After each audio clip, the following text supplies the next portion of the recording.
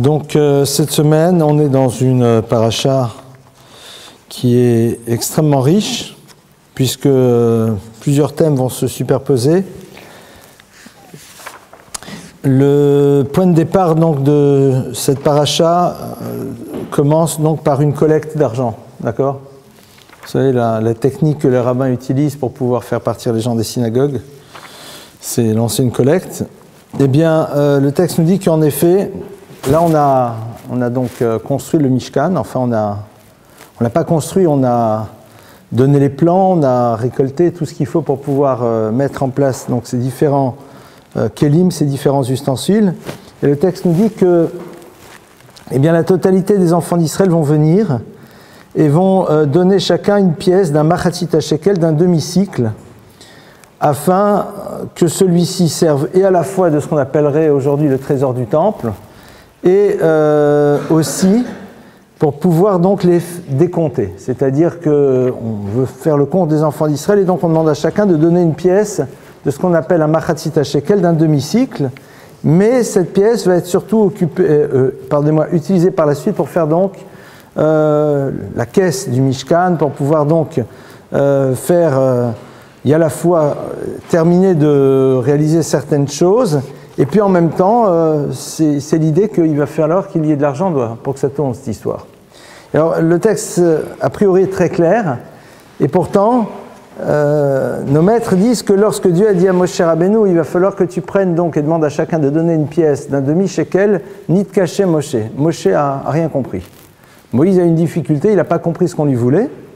Et jusqu'au moment où Heralo Matbea Shelesh, jusqu'au moment où Dieu va lui montrer une pièce en feu. Et là, Moshe va dire, ah j'ai compris. A priori, ce texte est très surprenant pour différentes raisons. La première, c'est qu'en effet, on sait que sur certaines choses, Moshe a eu des difficultés à comprendre. Par exemple, lorsqu'on lui a dit comment on devait faire la menorah, c'est-à-dire donc le fameux chandelier à 7 branches, alors Moshe dit qu'il n'a pas véritablement perçu comment on devait le faire exactement, et là, il y a eu quelque chose en feu, d'accord ? À la limite, on peut l'entendre, mais là, il lui dit, demande à chacun des enfants d'Israël de donner une pièce d'un demi-shekel. Bon, mais ça va, c'est clair. Le montant est donné, on fait la récolte. Et là, non, il faut qu'il lui montre une en feu. Alors, la question va encore plus loin, c'est, s'il ne sait pas à quoi ressemble la pièce, que Dieu lui montre une pièce. Qu'est-ce qu'a à faire ici le feu ? Parmi les différentes lectures, je voulais vous proposer celle-ci. Quelle est la particularité au fond du feu ? Quelle est la particularité du feu ? Nous, dites-moi. Ça ? Ça brûle. Et puis ça s'élève. Ça réchauffe. Ça éclaire. Ça cuit. Ça consume. Ça aveugle. Ça éclaire. Donc on a quelque chose qui à la fois cuit, carbonise, éclaire, brûle, réchauffe, consume. On a l'impression que ça fait tout bien et tout mal à la fois. Quelle est la règle numéro 1 avec le feu ? C'est d'être à la bonne distance. Merci de l'avoir dit. Tu l'as dit parfaitement bien. Exact. D'être à la bonne distance. Et donc, dès le moment où vous êtes à la bonne distance, le feu peut vous réchauffer, ne pas vous brûler. S'il est trop loin, il ne réchauffe pas. S'il est trop proche, il brûle. Soit il carbonise, soit au contraire il cuit. Soit il éclaire, soit au contraire il aveugle.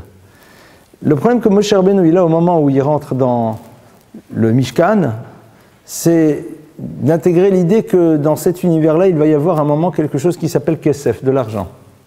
Alors vous savez que le mot kesef, argent, vient de la racine d'irsof. L'irsof, c'est avoir un désir très profond pour une chose. Nirsefa vegam kalta nafshi, un verset qui dit à propos de Dieu, Nirsefa, j'ai un désir profond et mon âme aspire de manière extrêmement forte à être dans la proximité divine. Le mot kesef, qui veut dire l'argent, vient de la racine d'irsof, c'est-à-dire avoir une attirance extrêmement forte et extrêmement puissante. Et donc c'est vrai que l'argent en tant que tel, non pas juste le matériau argent, mais l'argent, les pièces, les monnaies sonnantes et trébuchantes sont des choses qui peuvent extrêmement attirer l'individu. À tel point qu'un des autres termes qui désigne l'argent en hébreu, c'est damim. Et damim vient de la racine dam qui veut dire le sang. Qu'à un moment, un homme est prêt à donner sa vie pour avoir de l'argent. C'est prêt à mettre de côté sa propre existence, mais tellement l'argent l'attire. Et Moshe, au fond, se dit, mais l'introduction d'un concept pareil dans l'univers spirituel que représente le Mishkan, le sanctuaire, est a priori incompréhensible. C'est-à-dire ça n'a rien à voir ici, il faut s'en écarter de manière radicale. Et c'est là où en effet Hachem lui montre cette pièce en feu. C'est-à-dire qu'on a ici cet enseignement dans lequel il est en train de lui dire « mais sache que tout va dépendre de la distance ». Et qu'au fond, l'enjeu de ce que tu vas construire maintenant dans le Mishkan, dans le sanctuaire, ça sera d'intégrer dedans un univers économique, un univers matériel, mais l'essentiel sera d'être à l'image du feu à la bonne distance. Ça, c'est le début de la paracha. Et le texte, donc, va continuer et va nous parler, donc, de la fin de la réalisation de différents ustensiles. Et puis, on arrive donc à un moment dans un autre texte qui, lui, est par contre beaucoup plus connu et qui est donc la fameuse histoire de ce qu'on appelle le veau d'or. Alors, comment ça commence? Le texte nous dit que Moshe Rabbeinu donc a dit au peuple d'Israël qu'il allait monter sur le Sinaï et il est censé donc descendre les 10 tables de la loi. Donc vous voyez qu'ici on n'est pas dans un univers de chronologie. On est d'accord puisque on nous rapporte cet événement, mais a priori le don de la Torah on en a déjà parlé dans les parashates précédentes.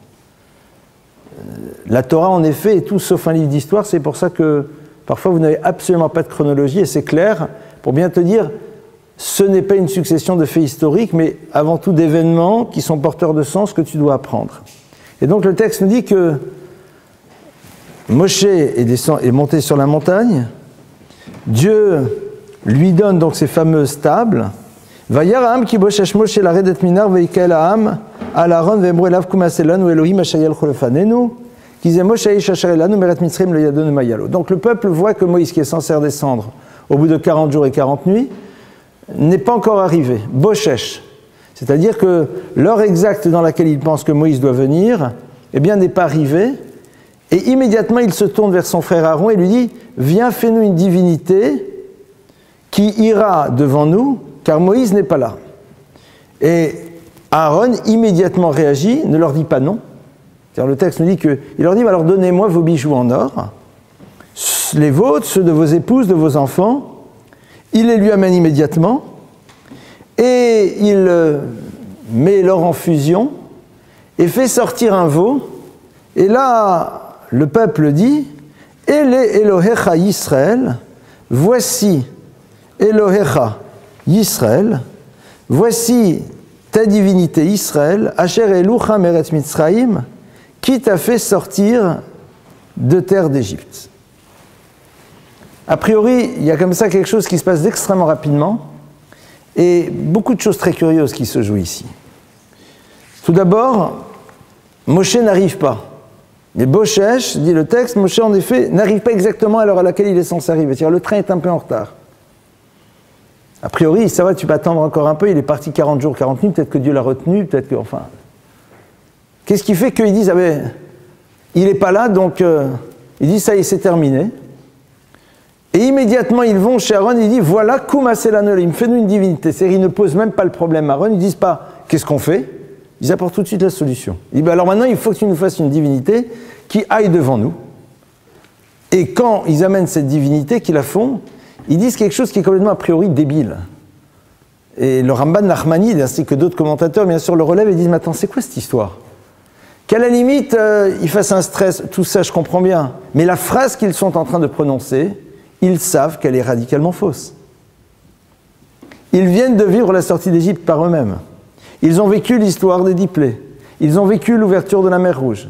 Ils ont vécu la révélation du Sinaï. On est d'accord, tout ça, ils l'ont vécu. Et ils savent que qui était devant, c'était Moshe. Et que Moshe parle au nom de Dieu. Et là, ils viennent de prendre de l'or, ils ont fait fondre l'or, Aaron a fait émerger de ça un veau, et ils disent, c'est ça le Elohecha. C'est complètement fou. Qu'est-ce qui se passe ici? Alors il y a des discussions pour comprendre un petit peu, mais au fond c'était quoi la faute du veau d'or? Qu'est-ce qui s'est passé exactement? Et il y a un maître qui s'appelle le Kuzari. Alors le Kuzari c'est un maître du Moyen-Âge qui a écrit donc un texte qui s'appelle le Kuzari. C'est un dialogue imaginaire entre le roi de Khazar et un chacham et un sage. et dans lequel il discute un petit peu des différentes religions, du christianisme, de l'islam et du judaïsme. Et puis, il parle un petit peu de toutes les problématiques auxquelles on peut être confronté. C'est intéressant parce que le Kuzari existe, d'ailleurs, si vous le voulez, en traduction française, il s'appelait, je crois que la traduction en français, le sous-titre, c'est « L'éloge de la religion méprisée », il me semble. Et donc, à un moment, le Kuzari pose la question, il dit « Mais qu'est-ce qui s'est passé au fond? C'est quoi vraiment la faute du veau d'or ?» Et le Kuzari dit qu'au fond, le peuple juif ne remet pas du tout en cause l'idée que le créateur de l'univers les a sortis d'Égypte. Seulement, ils ont besoin à un moment de quelque chose dans lequel ils peuvent incarner cette dimension qui leur échappe. Et donc, en faisant cela, ils transgressent un interdit de la Torah qui dit « Tu ne feras pas de représentation de moi ». Mais à aucun moment, ils remettent en cause l'idée qu'il y a un Dieu créateur. Mais que, pour eux, c'est trop difficile, ils n'arrivent pas à être dans le concept, ils ont besoin de voir que les choses s'incarnent. Et la faute du veau d'or, alors c'est quoi? Eh bien, c'est tout simplement l'incapacité qu'ils ont eue d'être à l'écoute de la parole divine lorsqu'il leur a dit « Vous ne ferez pas d'image, vous ne me représenterez pas ».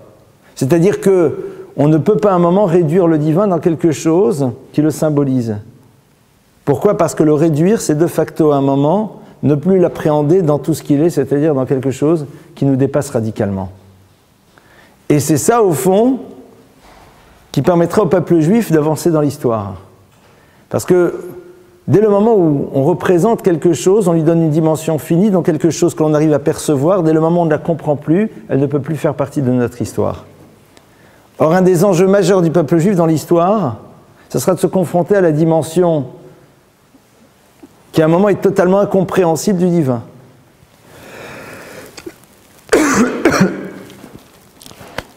Pardonnez-moi. Un des enjeux majeurs, ce sera ça dans l'histoire. C'est de savoir qu'à un moment, Dieu est totalement incompréhensible. Il y a quelque chose qui nous dépasse radicalement dans son mode de fonctionnement, dans la manière dont il se comporte par rapport au peuple juif. Or, dès le moment où je lui donne une forme, ça veut dire que je veux l'appréhender.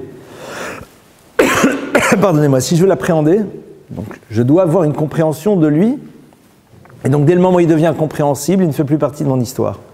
Parce qu'on n'est pas ici juste dans un problème de... Il ne faut pas qu'il y ait d'image, au fond, c'est quoi le problème? Si je représente Dieu à travers une image parce que cette-ci me permet d'appréhender ce qu'il veut dire, c'est que dès le moment où c'est une image, tu es dans un cadre, dès le moment où tu es dans un cadre, tu es dans quelque chose que tu arrives à percevoir, à intégrer, parce que c'est dans tes limites, et donc la dimension incompréhensible fait que tu mets les choses de côté. Et ça, c'est donc la faute du peuple d'Israël. Donc c'est pas à ce moment-là, c'est la transformation en profondeur de ce que veut dire Dieu dans l'histoire du peuple d'Israël. Et donc, sur la base de ça, quand ils vont dire « Ele Elohecha Israël », voici tes divinités, au fond, ils ne disent pas ta divinité. « Asher et Elucha ». Le fait qu'ils disent « Asher et Elucha » avec ce « vav » dans la lettre, fait dire à nos maîtres qu'ils ont voulu inclure en vérité le créateur de l'univers. Et donc ça va dans le sens de ce que le Kuzari est en train d'expliquer. Qu'à aucun moment ils ne veulent exclure le fait qu'il y ait un créateur. Et donc c'est ça qui est curieux, puisqu'ils ne veulent pas l'exclure. Alors ils en font une représentation, c'est quoi le problème? C'est que créer une représentation, c'est à un moment mettre en place un système dans lequel, lorsque Dieu, dans l'histoire, sera incompréhensible pour l'homme, eh bien, on le mettra de côté. Et ça aura pris sa racine à ce moment-là. Ça, c'est, j'ai envie de dire, le point de départ. Mais cette rapidité, qu'est-ce qui s'est joué au fond? Pourquoi? Qui bochesh Moshe la redet minar. Il y a un maître qui s'appelle Raphaël Shmulevitch qui fait remarquer la chose suivante et qui dit que cette histoire est en train de nous montrer que lorsque l'homme est confronté à une situation à laquelle il ne s'attendait pas, s'il ne s'est pas préparé auparavant à s'y confronter, il a à ce moment-là une réaction totalement inadéquate. Le peuple d'Israël est sûr que Moshe doit arriver. Et ils en sont tellement sûrs que le fait de ne plus le voir arriver au bon moment, eh bien, fait exploser la totalité de leur système. C'est-à-dire, ils ne se sont pas préparés à ce que quelque chose d'inimaginable arrive. Et comme ils ne s'y sont pas préparés, dès le moment où cette chose arrive, même si au fond elle n'est pas dramatique, parce que qu'est-ce qu'il y a, Moshe est en retard? Moshe est en retard, alors très bien, il va arriver. Mais non, il doit être maintenant. Donc comme il n'est pas maintenant, c'est la catastrophe absolue. Et donc il faut tout de suite trouver un système qui nous rassure. Élaborer une démarche dans laquelle on essaye de comprendre ce qui est en train de se jouer était quelque chose qu'il n'avait pas mis en place. Et donc après, Shmulevitch, entre autres, explique que on voit quel est le danger d'une personne qui n'arrive pas à imaginer que dans la vie, eh bien, l'inimaginable peut aussi arriver. C'est-à-dire qui est persuadé que la réalité sera toujours et exactement comme il le veut. Ramener à nous, c'est lorsque l'on a des schémas extrêmement précis sur la manière dont les choses doivent se passer. Dès le moment où ça ne se passe pas exactement comme ça, on perd la tête, on réagit n'importe comment. Vous n'avez jamais remarqué, il y a des personnes qui, parfois dans des situations, réagissent n'importe comment, font n'importe quoi, crient, hurlent, frappent, sautent, s'en vont, enfin, c'est du n'importe quoi. Pourquoi? Pour une raison très simple. C'est parce que, comme pour eux, ils ne pouvaient pas imaginer que la situation soit autre chose que ça, qu'à aucun moment ils se sont dit, mais peut-être que ce ne sera pas exactement ça, peut-être il y a d'autres options. Le fait que dans leur tête, c'est pas possible, alors face à des situations, ils perdent tous leurs moyens. Et donc, l'histoire du veau d'or, elle est là aussi pour nous dire le danger de certitudes dans lesquelles on crée des schémas de fonctionnement, mais qui, lorsque les choses ne sont pas exactement comme elles doivent être, eh bien, mènent au résultat pareil. Et après, ça part dans tous les sens. C'est pour ça qu'il n'est pas là. Il faut absolument... On ne vient même pas demander, mais demande, t'as Aaron, pose-lui la question, je sais pas, enfin, t'as quelqu'un quand même qui est une référence. Non, vite, koum, assez, lève-toi, fais. Il faut immédiatement passer à autre chose. Moshe est mort, c'est sûr, il n'est pas là, donc c'est évident, il est mort, il ne vient plus, c'est la catastrophe, quoi. Attends, réfléchis. Comme à aucun moment ils ont imaginé les choses autrement, alors c'est la raison pour laquelle ils réagissent de cette manière. Et Aaron se rend bien compte de ça. Aaron, le frère de Moshe, dit « Ok, alors amenez-moi l'or ». Mais il ne leur dit pas « Amenez-moi votre or ». Il dit « Amenez-moi vos bijoux ». C'est-à-dire que Aaron se dit peut-être que la seule manière de les remettre face à la réalité, c'est de leur prendre cette chose qui est au fond si importante pour l'individu, c'est-à-dire ce qui lui appartient. Il y a ici quelque chose d'absolument génial dans la démarche que va avoir Aaron. Aaron sait que lorsque quelqu'un est complètement perdu et qu'il est en train de faire tout et n'importe quoi, la seule chose peut-être qui peut à un moment lui remettre face à la réalité, c'est qu'il ne va plus avoir son argent, que ces éléments qui lui permettent de vivre au quotidien vont disparaître. Alors là, il revoit les choses de manière différente. Je vais raconter une histoire très très curieuse dont j'ai été témoin il y a des années et des années. C'était assez incroyable. Un jour, j'étais quelque part, j'étais dans un appartement, et puis à un moment, on entend du bruit, et puis on ouvre la porte, et puis, c'est un peu violent ce que je vais vous dire, mais rassurez-vous, ça se finit bien. On ouvre la porte, et puis on voit qu'il y a un jeune qui vient de se pendre. Il s'est pendu au niveau de la... Enfin, il avait trouvé un système avec un montant de la porte pour se pendre. Donc bien sûr, vous voyez ça, vous le dépendez, hein, donc c'est ce qu'on fait. Et alors ce qui est marrant, c'est que bon, il était en milieu de pendaison, donc il n'était pas vraiment mort. Et alors, ce qui est curieux, c'est qu'au moment où on le remet un petit peu, il y a son portefeuille qui tombe, et il se précipite pour le ramasser et le remettre dans sa poche. Je me dis, c'est incroyable. C'est-à-dire que le gars, il est là, il dit, n'importe quoi, mais mon argent s'en va, c'est, ah, il faut que je le récupère. Maintenant, de toute façon, tu partais dans un endroit dans lequel l'argent, ou sans avec ou sans argent, il ne se passera rien. Il y a quelque chose de... Alors, je me suis toujours posé la question, mais je me dis, mais qu'est-ce qui s'est passé? C'est-à-dire qu'à un moment, l'argent a une force qui peut amener l'homme à se dire, mais attends, mais ça va me faire perdre tout mon argent, cette histoire. Alors, on se calme. Alors, on leur dit, alors oui, il n'y a pas de problème. Vos bijoux, vos montres en or, vos machins, donnez-moi tout. Et ce qui est intéressant de voir, c'est que, eh bien, c'est rien. En tout cas, à ce moment-là, il le donne. Le clan Israël donne. C'est-à-dire qu'ils sont dans une telle angoisse que c'est pas grave. Pour montrer le degré de bilboul, de bouleversement qui était le leur, le texte nous dit, ben voilà, ils ont tout enlevé. Les seuls qui ne les ont pas donnés, c'est les femmes. Pourquoi? Non pas parce qu'elles tenaient plus à leurs bijoux, c'est parce que les femmes du peuple juif ne sont pas du tout tombées dans ce piège. D'ailleurs, elles n'ont pas du tout été concernées par la faute du veau d'or. Elles ne tombent pas dans le piège. Pourquoi? Parce que les femmes du clan d'Israël, on sait que toute leur histoire, c'était justement d'être dans l'attente de quelque chose d'inimaginable. Elles continuent à avoir des enfants en Égypte, alors qu'a priori, on était parti pour un esclavage ad vitam aeternam. Et malgré tout, elles étaient prêtes à s'imaginer qu'il y avait peut-être autre chose. Donc les hommes disaient, mais non, c'est fichu. Et donc, c'est la raison pour laquelle, pour elles, l'idée que l'histoire ne se passe pas comme on l'aurait voulu, c'est pas grave, on continue quand même à avancer. À l'image de ce qu'elles ont fait en Égypte, l'histoire ne se passe pas comme on voudrait, c'est pas grave, on continue à avoir des enfants. Il y a des choses qui s'ouvriront un jour. Donc elles, non. Mais ici, les hommes, oui. Les hommes, tout de suite, donnent parce qu'ils sont incapables d'imaginer qu'il y a peut-être une autre lecture des événements. Maintenant, si on va un tout petit peu plus loin, on va voir que quand le peuple d'Israël a dit Asher Elucha, donc ils acceptent encore Dieu, mais il faut qu'il y ait autre chose maintenant. Et donc, comme on l'a vu, c'est le début à terme de remettre de côté Dieu dans l'histoire. Néanmoins, nos maîtres disent que derrière cette histoire du veau d'or, il y a quand même une partie du peuple qui est totalement responsable. Et qui est-ce? On en a déjà parlé dans des cours, c'est le Erev Rav. C'est qui le Erev Rav? Le Erev Rav, ce sont les Égyptiens qui vont se convertir au moment de la sortie d'Égypte pour suivre l'équipe qui gagne. Et en effet, où est-ce qu'on voit ça dans le texte? Puisqu'il y a marqué « Vayomer Hashem el Moshe » Dieu dit à Moïse « Lech red, va et descend, ki shiret amcha, car ton peuple a fauté. » C'est pas le peuple de Moïse, c'est le peuple de Dieu. Et de là, les maîtres du Talmud apprennent et disent « Non, Dieu met le doigt sur qui? Sur le Erev Rav. » Le Erev Rav, c'est qui? C'est ce qu'on appelle les opportunistes du peuple égyptien qui ont décidé de s'agréger au peuple d'Israël, d'assumer en effet cette dimension juive, mais parce que tout simplement on veut faire partie de l'équipe qui gagne.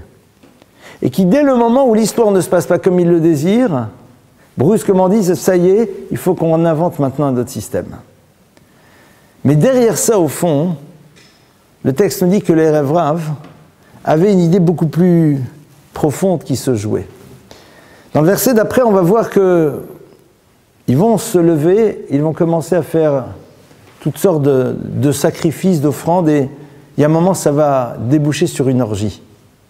En effet, le texte nous dit qu'ils se levèrent, amenèrent des holotes, c'est-à-dire des sacrifices qui se consument entièrement sur un autel.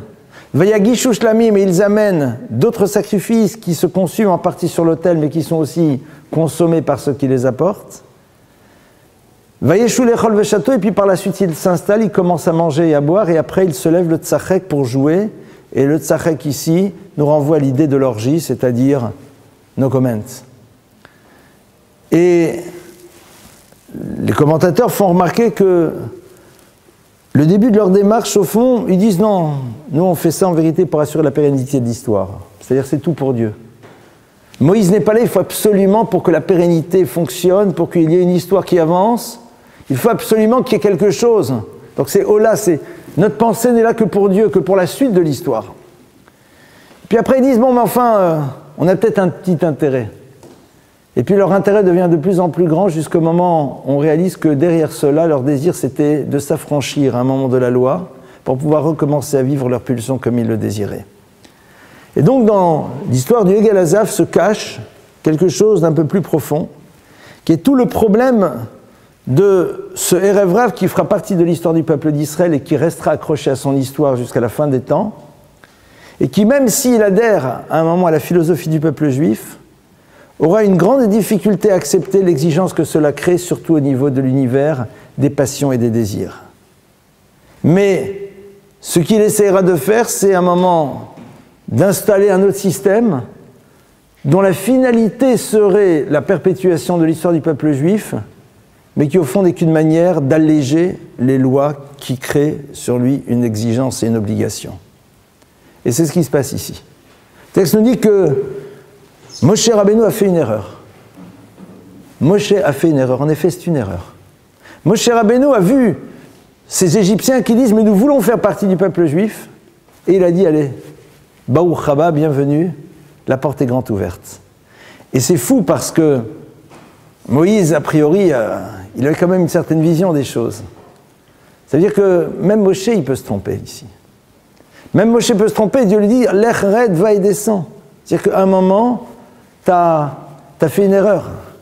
Tu as fait une erreur, c'est ton peuple, c'est ceux que tu as pensé être totalement sincères qui, même s'ils étaient dans une forme de sincérité, n'étaient pas prêts à assumer toute la complexité de ce que veut dire être juif au quotidien. Et donc maintenant, il va falloir que tu fasses avec. Et que dans l'histoire du peuple juif, sera présente jusqu'à la fin des temps les Neshamot, c'est-à-dire les âmes de ces gens qui s'appellent juifs maintenant, puisqu'ils se sont convertis, mais qui auront une difficulté majeure à accepter l'exigence que crée la Torah et les mitzvot dans leur quotidien, et qui quelque part seront intéressés par faire partie du club qui gagne, donc au fond, par le pouvoir que leur donne le statut du peuple juif, ou alors le pouvoir à l'intérieur même du peuple juif. Et qu'il va y avoir ici quelque chose de très lourd qui va se passer jusqu'à la fin de l'histoire. C'est intéressant parce que le terme Koum, l'Ech Red, va et descend. Vous vous rappelez, il y a 3 cours. Vous vous rappelez de l'analyse de ces 2 lettres, le Resh et le Dalet? Vous vous rappelez ou pas? On avait vu dans un cours qu'il y a 2 lettres qui dans la Torah sont grandes. Enfin, il y en a d'autres, mais il y en a 2 sur lesquelles on s'est arrêté qui sont très proches. Le Resh et le Dalet. Le Resh dans lequel on dit tu ne te prosterneras pas, lequel Acher, devant une autre divinité, Acher, la dernière lettre c'est le Resh. Et Shema Yisrael Hashem Elokeinu Hashem Echad, écoute Israël, l'Éternel est ton Dieu, l'Éternel est unique, le Dalet de Echad, d'un Dieu unique. Resh Dalet. Un c'est le mot Acher, autre divinité, et l'autre c'est Echad, divinité unique. Les 2 premières lettres sont identiques, c'est la 3e qui est légèrement différente. L'Ech Red, va, Red, descend. Le mot descend, de manière assez incroyable, est constitué de ces 2 lettres, qui sont la lettre Resh et Dalet, et qui justement posent toute la problématique du veau d'or. La transformation entre le Echad, la divinité unique, et El Acher, et une autre divinité avec. Red, maintenant il va falloir que tu descendes. Et qui provoque ça? C'est le Erev Rav. Le Erev Rav, c'est le peuple donc qui est Ra, le peuple qui est dans la dimension du mal absolu, mais qui fait partie du peuple juif. Si vous regardez, Erev Rav, vous prenez le mot, dans le mot Erev Rav, Aïn Resh Bet, si vous prenez Resh Aïn, qui veut dire mal, donc vous enlevez ces 2 lettres, vous avez à côté quoi comme lettre? La lettre Resh et la lettre Bet et la lettre Bet. Bet et Bet, ça fait 2 et 2, ça fait 4. Resh Dalet, ça fait Red va et descend. Est-ce que j'ai été rapide? Vous avez compris? Non, j'ai été trop rapide. Erev Rav. Erev, ça s'écrit Aïn, Resh, Bet. Donc on prend le Aïn et le Resh. Le premier Aïn et le premier Resh, ça fait Ra. Ra, c'est le mal. C'est leur définition. Donc Ere, il nous reste Erev, le Bet. D'accord? Donc il nous reste la lettre Bet qui vaut 2. Rav, Resh et Bet. Donc Red, Resh, on la met de côté, d'accord? Bet et Bet, 2 et 2, ça fait 4. 4 en hébreu, c'est Dalet. Donc on a la lettre Resh et Dalet, Red, descend. C'est-à-dire que le Erev Rav, c'est la dimension de la descente qui est liée au Ra, à ce symbole du mal, qui lui, en effet, veut faire confondre la lettre Resh et la lettre Dalet, qui veut transformer le Dieu unique dans un Dieu multiple. Vous comprenez? Est-ce que c'est clair ou pas? Oui? Dites-moi oui ou non. Sinon, je répète une 3e fois. Vous avez compris ou pas? Non? Oui ou non? Non. Ben alors voilà, dis-le. Alors, le Erev Rav, d'accord? C'est le peuple qui est donc, c'est rentré dans le peuple juif et qui va être dans le mal, d'accord? Quand tu écris le mot Erev Rav, Aïn, Resh, Bet, Resh, Dalet, tu vas le séparer en 2. Tu vas prendre d'abord la lettre Resh et Aïn, qui font le mot Ra, qui font le mot le mal, ce qui les définit. Quelles sont les lettres qui restent? Erev Rav, il te reste la lettre Bet, la lettre Resh et la lettre Bet. La lettre Resh, tu la gardes. Bet et Bet, 2 et 2, ça fait 4. 4, c'est la lettre Dalet. Donc ça correspond au mot Red, descend. D'accord? Qui lui-même correspond à ces 2 lettres qu'ils ont voulu confondre. Le Erev Rav, donc, toute son histoire, ça va être justement de tirer le peuple d'Israël vers le bas et de l'amener dans des situations du type où Moïse n'est pas en train de descendre du Sinaï, les amener à un moment à être totalement déstabilisés et puis partir dans toutes les directions.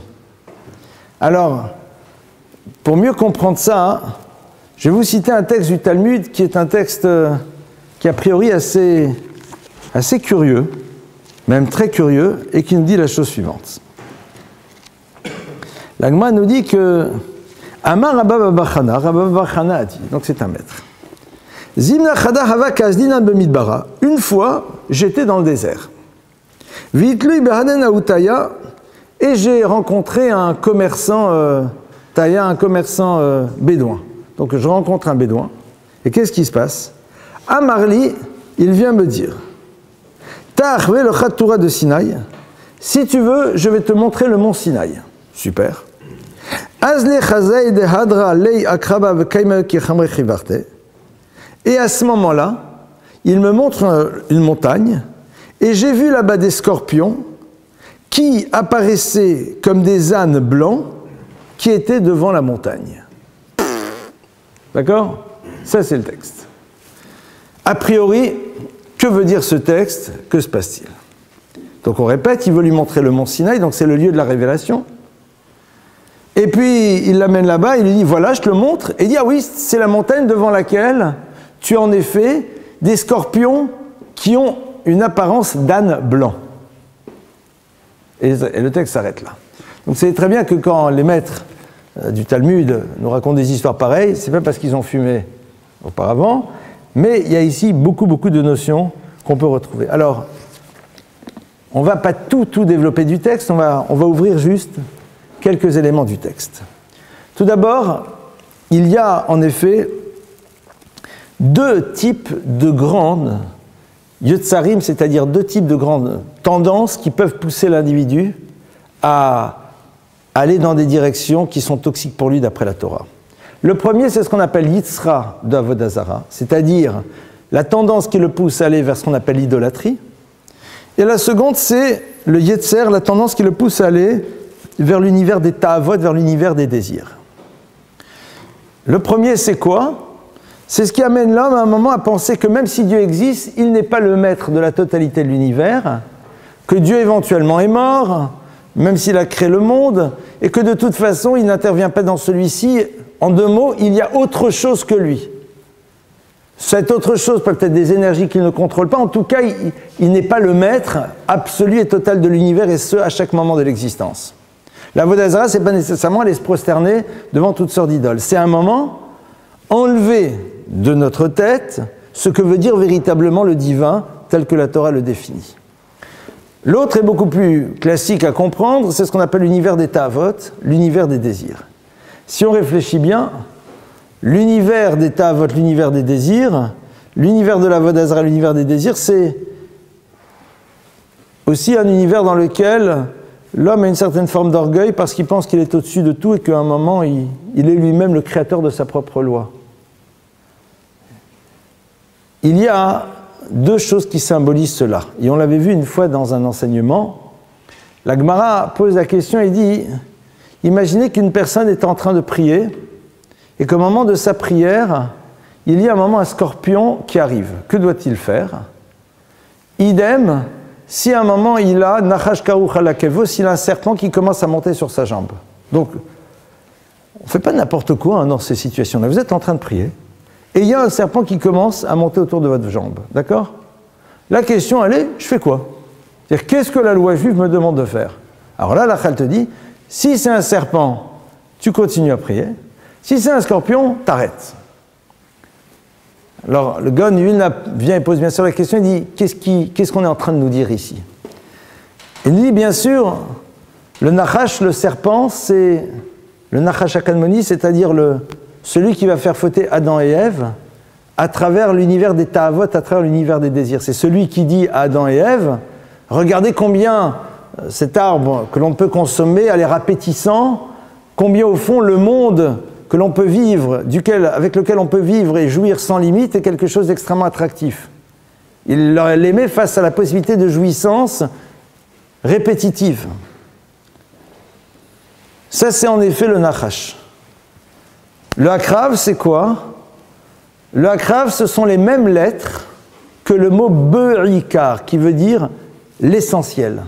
On dit d'ailleurs de quelqu'un qui est un renégat, non pas quelqu'un qui ne veut pas faire les commandements parce qu'il a envie de kiffer la vie ou parce que ça lui prend la tête, mais quelqu'un qui est un renégat, c'est-à-dire quelqu'un qui remet en cause les fondamentaux même de la croyance en Dieu et de la validité de la Torah. On dit qu'il est kofer be'ikar, qu'il remet en cause be'ikar, l'essence même des choses. Et le mot de be'ikar, ce sont les mêmes lettres que le mot akrav, qui sont organisées différemment, le scorpion. Et en effet, dit le Gaon, lorsque l'homme est en train de prier, c'est-à-dire lorsque l'individu est confronté à un moment dans sa vie à une situation dans laquelle il est en lien avec Dieu, et qu'à ce moment-là, il se confronte à deux problématiques différentes. Si sa première problématique, au moment où il est dans sa démarche religieuse, c'est une problématique d'être touché par tous les désirs de l'existence, qu'il continue à prier, c'est-à-dire c'est pas un problème. Parce que tu peux parfaitement être dans cette forme de contradiction qui est d'un côté reconnaître le Créateur de l'univers, avoir envie d'être soumis à sa parole, et de l'autre côté avoir les appels du corps, les appels des désirs, les appels de tout ce que tu veux. C'est quelque part une problématique qui peut exister chez tout à chacun. Donc tu continues, tu ne dis pas, mais c'est pas possible, je suis pas cohérent, donc j'arrête ma prière. Non, tu peux continuer. Par contre, si c'est le akrav, c'est-à-dire si c'est celui qui est kofer be'ikar, c'est-à-dire si au moment où tu pries, tu ne le fais que dans une posture religieuse à laquelle tu ne crois pas, alors arrête immédiatement. Tu as quelque chose d'abord à régler. Tu ne peux pas continuer. Et qu'est-ce qu'on va voir? Il dit, voilà, quand j'arrive au Sinaï, je vois ici Chamor Lavan. Chamor, c'est donc la Chumriyut. La Chumriyut, c'est la dimension donc de la matérialité. Lavan qui est blanche, c'est-à-dire, dit le Maharal de Prague, le blanc c'est la couleur qui symbolise la matérialité sur laquelle on n'a pas de prise. Et donc, il voit en effet ici les deux enjeux auxquels on va devoir les deux éléments auxquels on se confronte quand on reçoit la Torah. Et on va revenir donc tout de suite avec notre histoire du Vaudor, bien sûr. Il dit voilà, quand je suis dans le désert et qu'on me montre où est révélée la Torah, qu'est-ce qu'il y a devant? C'est à la fois le akrav, c'est-à-dire celui qui me dit mais je remets en cause le principe même et de la révélation et de la croyance en Dieu, et puis Chamor Lavan, une matérialité à laquelle tu ne peux pas donner de forme. Pourquoi? Parce que le monde de la matière doit prendre une certaine forme pour pouvoir remplir sa fonction. La forme que l'on donne à la matière passe à travers le fait qu'on l'utilise pour accomplir les commandements de Dieu. Il y a en effet ce qu'on appelle le monde de la matière, qui est le chomer, et puis il faut lui donner une tsura, il faut lui donner une forme. La forme que l'on donne à la matière, c'est lorsqu'on est capable de l'utiliser à l'intérieur d'un projet tel que Dieu nous le demande. À ce moment-là, on en fait quelque chose. C'est pas pour rien d'ailleurs que Moshe s'appelle Moshe parce qu'on dit qu'il est sorti de l'eau. Parce que l'eau, c'est la matière qui n'a pas de forme. Et que justement, la fonction de Moïse, c'est justement de réussir à donner à la matière une forme. C'est pour ça d'ailleurs que Moshe s'appelle, dans la Kabbalah, le Gilgul, la réincarnation de l'âme de Abel. Et Abel, c'est Hevel, c'est le souffle. Et le souffle, c'est quoi? C'est tel élément de la matière qui n'a aucune forme, qui prend la forme du lieu dans lequel il se trouve. Que Moshe, quand il nous révèle la Torah et les mitzvot, il dit voilà, la finalité, c'est de réussir à donner une forme à la matière. Et justement, face à la Torah, il y a ces deux choses. Il y a à la fois soit la remise en cause du principe même du divin et de la Torah révélée, ou alors d'une matière à laquelle on ne veut pas donner de forme, d'une matière qui n'est là que pour être une expérience de plaisir. Elle est là et je la consomme. Mais je ne la prends pas pour lui donner une forme particulière, c'est-à-dire pour lui donner un cadre, pour la mettre dans un cadre. Maintenant on revient. Qu'est-ce qui s'est passé au fond au moment de la faute du Vaudor?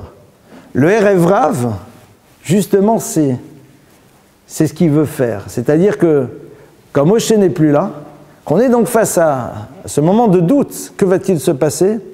Le Erev Rav arrive immédiatement et, parce qu'il fait partie du peuple d'Israël, eh bien, ils mettent en place deux choses. Tout d'abord, cette autre divinité, qui n'exclut pas Dieu au début, mais ça y est, on réinvente Dieu et on lui donne une place.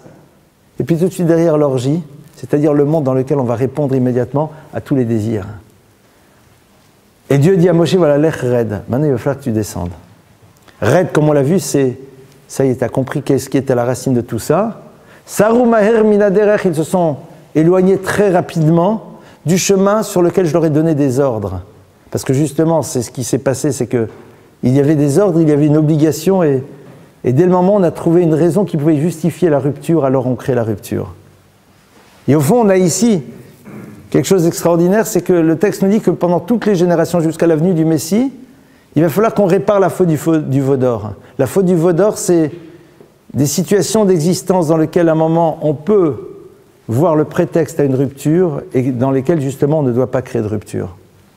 Le veau d'or, c'est un petit moment dans lequel on a un doute, dans lequel on est dans l'angoisse, dans lequel ça ne se passe pas exactement comme on veut. Comme on l'a vu, si on est prêt à l'imaginer, alors on sait gérer. Mais si on a décidé que l'histoire du peuple juif doit se passer exclusivement comme ça et pas autrement, dès le moment où ça bouge, ça part dans tous les sens. Ça, c'est si on a décidé que ça devait être comme ça et pas autrement. Qu'est-ce qui se passe à ce moment-là? Eh bien, émerge tout de suite ce qui fait partie au fond de notre problématique à tous, c'est-à-dire le désir de s'arracher à la soumission à un Dieu unique, et en même temps le désir de se faire rattraper par ses désirs, parce que si on réfléchit au fond, on ne se fait que rattraper par eux, et c'est eux qui quelque part ont la maîtrise de notre vie. Et là, on est dans le problème du veau d'or. C'est vrai que on se rend compte que cette problématique, elle se retrouve de manière récurrente pendant toutes les étapes de notre vie. C'est-à-dire que de manière régulière, on va se retrouver à nouveau confronté à ça. Et justement, tout l'enjeu du Klal Yisraël, c'est d'en faire le tikkun, d'en faire la réparation. Et le Erev Rav, eh bien, c'est tous ceux qui, dans le peuple d'Israël, vont chercher à assouvir une soif de pouvoir, vont chercher à un moment à faire tout ce qu'il faut pour que la soumission pleine et entière à Dieu n'existe pas, mais bien plus à eux. C'est ceux qui vont rechercher aussi d'être en une réponse permanente à tous leurs désirs. Le Gaon du Vilna nous dit que il y en aura même parmi eux qui offriront des Sefer Torah aux synagogues. C'est-à-dire, ça ne seront pas nécessairement les mécréants, mais ça seront des personnes qui voudront réinventer le rapport à la judaïté comme ils le désirent. Pourquoi? Pour ne surtout pas être soumis soit à ce principe d'un Dieu unique auquel on est totalement soumis avec une Torah révélée, et un monde dans lequel, au fond, on doit se confronter à ses désirs et quelque part décider que c'est nous qui en avons la maîtrise. Voilà quelques axes de réflexion sur ce sujet, et à vous les questions avant d'être totalement congelés. Allez-y, à vous les questions. Quelle heure il est? Oh oui, d'accord, on peut passer aux questions. Je t'écoute. Quand on dit que les formes d'Avodah, par exemple, quand on est possédé par une énergie, vous avez dit, est-ce qu'on peut dire que la dépression, c'est une forme d'Avodah? Est-ce qu'on peut dire que la dépression, c'est une forme d'Avodah Zarah? C'est une bonne question. Qu'on se laisse attraper par une énergie qui est négative et Je ne sais pas si on se laisse attraper par une énergie négative. Je pense que on n'arrive pas à un moment à se relier à Kadosh Baruch Hu et à y avoir sa présence, même dans des moments difficiles. À ce moment-là, il faut arrêter de prier, comme vous avez dit, par rapport au... Non, c'est pas Kofer Beikar. On est d'accord que Dieu existe, mais on n'arrive plus à se projeter dans la relation, quoi. Et dans quel cas, nous, on est confrontés à cette Kofer Beikar? Kofer Beikar, c'est quelqu'un qui considère qu'à un moment, la Torah n'est pas nécessairement une Torah révélée. C'est quelqu'un qui pense que la notion d'un Dieu intervenant dans l'histoire n'est pas présente. Voilà, ça c'est Kofer Beikar. Mais de toute façon, ils ne prient pas de base. Quoi? De toute façon, ces personnes-là, elles ne prient pas parce qu'elles ne sont pas croyantes.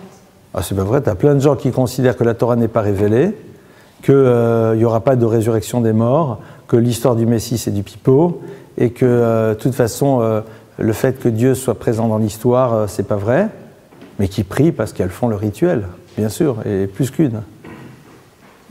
Ah non, ça je peux te garantir. Ça, tu trouveras plein de gens qui seront dans un rituel de prière, mais si tu leur demandes est-ce que tu crois à la résurrection des morts, ils te regarderont, ils diront je sais pas trop, hein. Est-ce que le Messie va arriver? Bof. Tout ça c'est pour entretenir les fantasmes. Il y a encore moins une Torah révélée au Sinaï qui diront non, la moitié c'est des inventions de rabbins. Ça, je peux te garantir, tu en trouveras plus qu'un, des comme ça. Donc, autre question. Oui. J'ai une question. Vous avez dit tout à l'heure, quand le peuple a décidé de faire un veau d'or, Aaron a tout de suite dit oui. Alors, même s'il est parti dans le sens en disant je vais les faire réagir en leur demandant leur bijou, pourquoi il a tout de suite dit oui? Excellent. J'ai oublié de répondre à cette question, je vous remercie de la reposer. Aaron répond tout de suite oui, parce qu'il a vu qu'il y en a un qui s'est opposé, qui s'appelle Hur et qui s'est fait immédiatement tuer. Et donc Aaron a compris qu'ici, il y avait un désir d'installer quelque chose, c'est-à-dire que l'occasion presque faisait le larron. Hur a dit, mais ça va, c'est bon. À la limite, c'est un débat d'idées. Ils l'ont tout de suite... Donc Aaron s'est dit, je vais jouer la montre. Toute l'idée de Aaron, d'ailleurs ça ne lui sera pas reproché. Hein. On ne reprochera pas à Aaron d'avoir fait ce qu'il a fait. Puisque lui, il s'est dit, si maintenant je ne fais pas ça, et que donc si je m'oppose, là, ils me font partir aussi, et le peuple d'Israël sera en plus coupable de m'avoir tué. Et c'est pas qu'Aaron il a peur de mourir. Aaron il se dit, je ne veux pas les rendre coupables de mon meurtre. Et donc à partir de cela, il dit, donc je dis oui, mais je mets en place toute une stratégie pour jouer la montre. Et c'est pour cela que le reproche ne sera pas fait. C'est-à-dire qu'au fond, son attention à lui, c'était... Sinon, il n'avait aucun problème, parce que mourir dans une situation pareille, c'est mourir al kiddush Hashem, mourir pour la sanctification du nom divin. Donc, à la limite, il lui dit, tu fais une idole, sinon on te tue. Il dit, je me laisse tuer. Mais lui, il dit, mais si je me laisse tuer, ils vont la faire et ils seront coupables de ma mort. Et ça, c'est sûr certain qu'ils n'y résisteront pas. Donc il faut absolument que j'y aille. J'ai juste une autre question. À un moment, vous avez dit qu'ils ne doivent pas faire de la loi, ils ne doivent pas faire cette image de représentation divine. Sauf que chronologiquement, ils n'avaient pas encore l'étape de la loi. Non, les tables de la loi n'ont pas été descendues, mais les 10 paroles ont été entendues. Ah d'accord, ok. Les 10 paroles ont été entendues. Au passage, vous savez que c'est très intéressant parce que Dieu va, après ça, dire à Moïse, ça, c'est bon, on arrête tout. Et Moïse commence un plaidoyer complètement fou pour le peuple juif. Et c'est extraordinaire parce que le texte nous dit que son plaidoyer, il dit, voilà, écoute Dieu, tu te rappelles l'histoire de la révélation, hein? Alors, dans la révélation, c'est toi qui as parlé. Et tu as dit, je suis l'Éternel, ton Dieu qui t'a fait... Tu ne feras pas. Peut-être qu'ils ont cru que tu me le disais qu'à moi. Ce qui est quelque chose de complètement fou. C'est-à-dire, Moïse utilise ici un argument, mais qui est plus spécieux que ça, t'as pas. On est la révélation. Je suis l'Éternel, ton Dieu qui t'a sorti d'Égypte. On se doute bien qu'on parle au peuple d'Israël, mais peut-être qu'ils ont cru que c'était juste à moi que tu me le disais, que ça ne les concernait pas. Et le texte dit que Dieu dit, ok, j'entends. C'est-à-dire que ça fait partie d'un argument entendable. Et la Gemara va plus loin et dit, mais au fond, quand Dieu dit « Je suis l'Éternel, ton Dieu », c'est pour donner déjà la possibilité d'utiliser ça comme argument éventuellement. C'est-à-dire que Akadosh Baruch Hu, de par le savoir qu'il a du peuple juif, c'est qu'il faut trouver déjà à l'intérieur de la Torah les éléments qui permettront de créer des échappatoires. Et ça va en être un. Il y a quelque chose qui est complètement incroyable là-dedans. En même temps, Dieu dit à Moïse, Red Migdoulatra, va et descends. On se doute bien qu'il va descendre, il est sur la montagne, qu'il a besoin de lui dire descends. Red Migdoulatra, il dit, Moshe, tu étais à un niveau, tu ne peux plus être à ce niveau. Tu es obligé de rejoindre le peuple maintenant. C'est-à-dire maintenant, il va falloir que tu assumes la dimension de ce peuple que tu as amené. Et c'est d'ailleurs, au passage, toute la problématique que l'on a avec la conversion, elle vient de là. Hein. C'est-à-dire, toute la problématique qu'on a avec la conversion, elle vient de ce texte. C'est-à-dire parce que c'est... Là, il dit bien, Shechet Amra, c'est ton peuple. Et moi, je t'ai laissé faire. C'est-à-dire, tu as cette liberté, mais vois ce qui se passe maintenant. Et le Erev Rav, on dit bien que ça nous colle à la peau jusqu'à la fin de l'histoire. Ça nous colle à la peau jusqu'à la fin de l'histoire, le Erev Rav que Moshe Rabbeinu a mis dans le peuple juif et qui va en faire partie. Et qui ne se détachera pas. C'est le point que le Midrash dit qu'il ressemble à la pellicule qui est en permanence collée au grain. C'est-à-dire, ça fait corps, ça s'en va pas. Mais Moshe Rabbeinu a eu son espèce de liberté. Et c'est la raison pour laquelle le Talmud va dire, par ailleurs, Kashin Gerin ibn Israël Ketzarat, que les convertis sont plus durs pour le peuple juif que la lèpre. Et il y a deux lectures là-bas. La première, c'est celle-là, c'est-à-dire que, à un moment, quand les choses ne se font pas comme ça doit être, c'est la catastrophe absolue. Et en même temps, une seconde lecture qui est passionnante et qui dit, ils sont très durs, parce que quand en effet ils sont authentiques, alors ils sont une grande claque pour le peuple juif. Il y a cette double dimension, c'est-à-dire que soit c'est la cata, parce qu'au fond, au bout d'un moment, ils ne résistent pas à toute la problématique de ce que ça veut dire être juif, mais ils le sont, et on est dans une spirale qui va vers le bas. Mais une seconde lecture, mais quand ils sont véritablement ce qu'ils doivent être, alors ils sont d'une telle élévation qu'ils sont une forme de claque pour les juifs qui n'arrivent pas à devenir ce qu'eux sont devenus. C'est cette double dimension qui est là, mais et cette histoire, elle démarre ici, avec le Erev Rav. Oui. Si demain on se retrouve dans le cas du Vaudor, le jour de la matin, l'histoire se répétera. Traduction, parce que là, explication de texte, c'est quoi? Pourquoi tu dis ça? Je sais pas, vous dites que ça colle à notre peau. Non, le Erev Rav nous colle à la peau. Mais justement, on est ici dans une histoire que l'on connaît et sur laquelle on peut réfléchir. Mais ce qui est très intéressant de voir, c'est que dans l'histoire, il va y avoir aussi des échecs qui sont du même principe. C'est-à-dire, dès le moment, on va se retrouver face... Parce qu'on a vu que le début de l'histoire, c'est quoi? Ils disent, Moïse doit venir, c'est rentre deux mots. Pour nous, c'est comme ça que ça doit être. C'est évident. Ça ne se passe pas tout de suite comme ça. C'est-à-dire que c'est nul, il faut passer à autre chose. L'histoire du peuple juif est jalonnée de moments dans lesquels ça ne s'est pas exactement passé comme on le pensait. Et à ce moment-là, comment est-ce qu'on a géré? Il y a une partie du peuple d'Israël qui a dit, on sait que c'est dans le domaine du possible et on est dans la continuité de l'attente.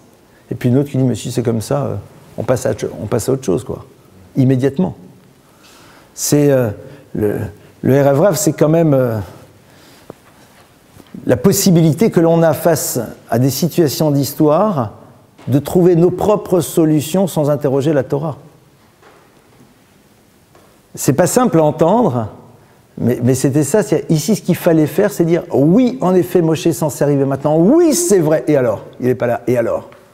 Est-ce que ça nous laisse cette liberté de décider que, et donc maintenant, voilà ce qu'il faut faire? C'est ça qui est énorme ici. C'est la liberté qui sont donnée face à une question. Alors que quelque part, mais interroge Aaron. C'est-à-dire que tu as celui qui est là pour être interrogé. Non, le peuple décide, c'est la démocratie, quoi. Qui? Aaron. Bien sûr. Mais Aaron est là et Aaron a bien compris qu'ils ne peuvent pas l'entendre.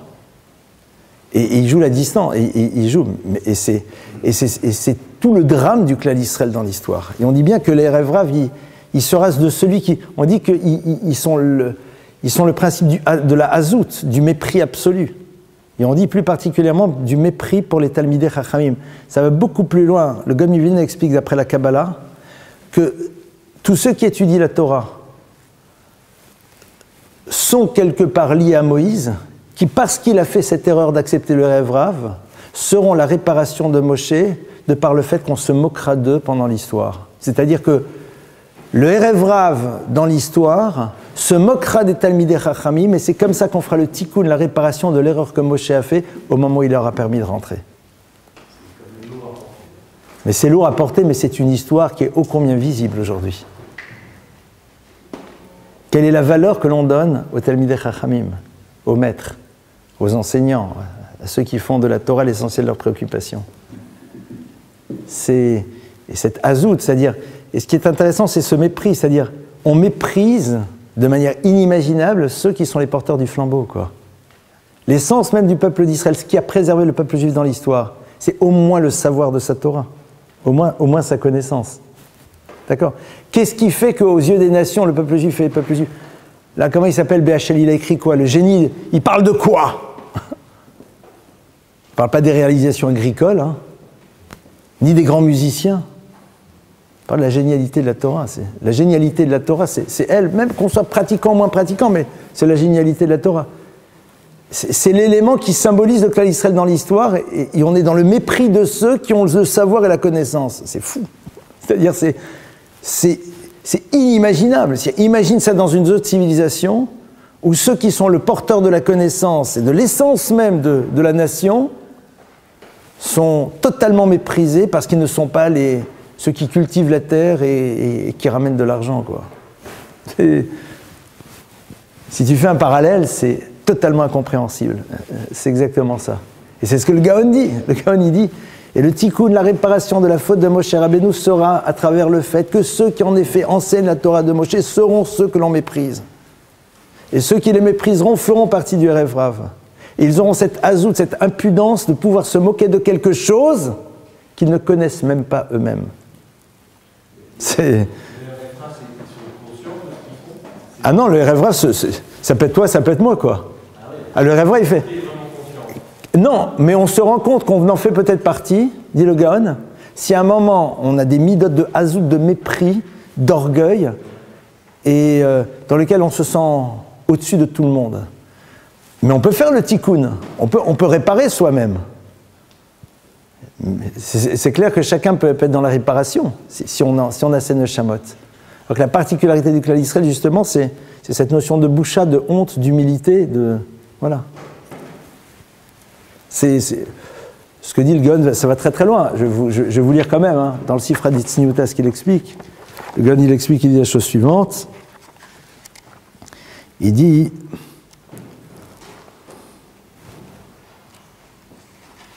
Le